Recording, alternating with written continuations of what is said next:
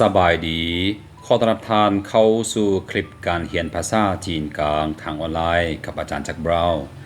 มื้อนี้เรามาเรียน15คำสุภาษิตจีนภาคที่5นำกัน汉语成语一无所有一无所有สิ้นเนื้อประดาตัว一同祈福一同祈福ทำบุญร่วมศาสตร์担惊受怕担惊受怕วิตกกังวล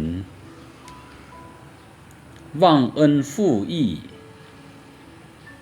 忘恩负义ลืมบุญลืมคุณ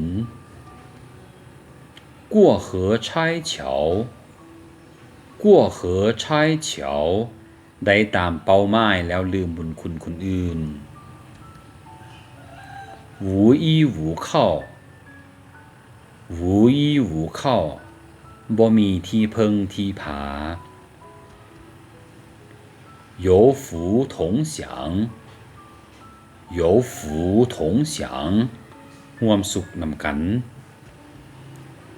有难同当有难同当ร่วมทุกข์นำกัน寝食难安寝食难安กินบ่แซ่บนอนบ่หลับ心甘情願心甘情願เต็มอกเต็มใจ粗茶淡飯粗茶淡飯粗茶淡飯ใช้ชีวิตแบบเรียบง่ายสบาย甜言蜜語甜言蜜語ปากหวาน花言巧語花言巧語ปากหวานคาลมหลวง人山人海人山人海คนหลายพิลึก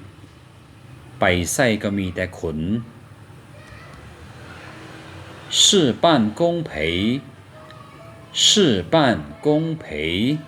สำเร็จไปแล้วครึ่งหนึ่งและทั้งหมดนี้ก็คือเนื้อหาที่ข้าพเจ้าได้นำมาเสนอในมื้อนี้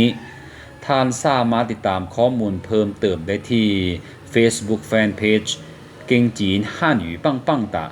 กับข้าพเจ้าอาจารย์แจ็คบราวน์